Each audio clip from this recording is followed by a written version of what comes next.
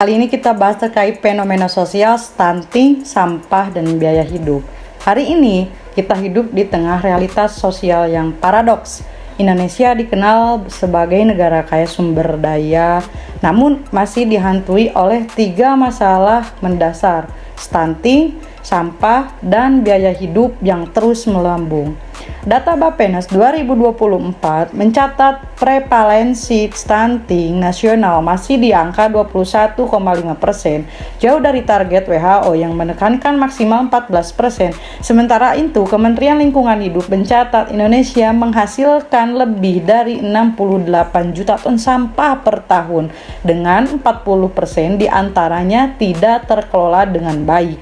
Di sisi lain, survei BPS menunjukkan inflasi bahan pokok dan biaya hidup yang meningkat lebih cepat daripada kenaikan pendapatan masyarakat.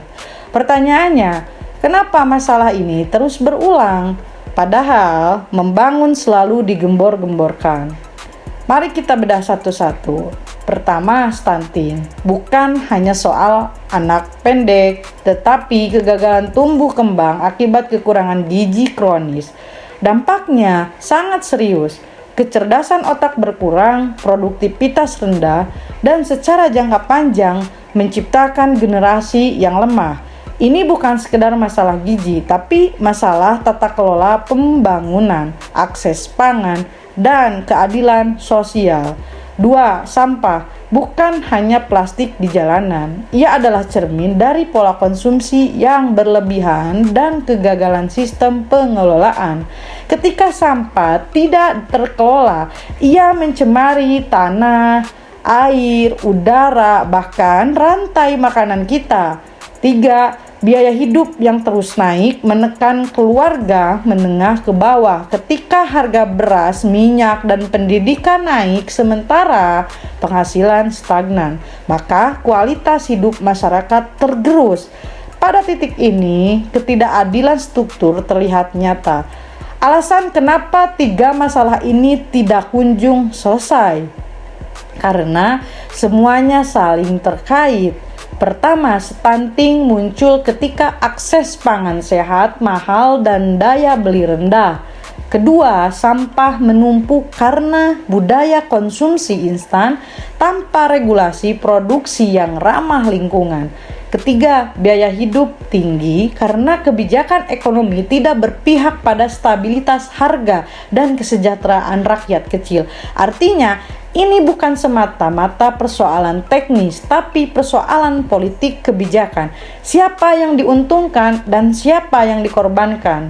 Solusi sebagai jalan keluarnya, solusi tidak bisa parsial, harus terintegrasi. Pertama, untuk stunting bukan hanya intervensi gizi, tapi juga memperkuat ekonomi keluarga, edukasi ibu, serta akses air bersih.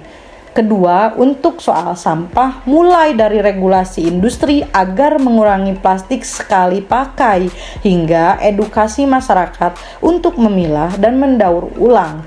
3. Untuk soal biaya hidup, negara perlu hadir dengan kebijakan harga yang adil, memperkuat produksi dalam negeri, dan memberikan jaminan sosial yang tepat sasaran.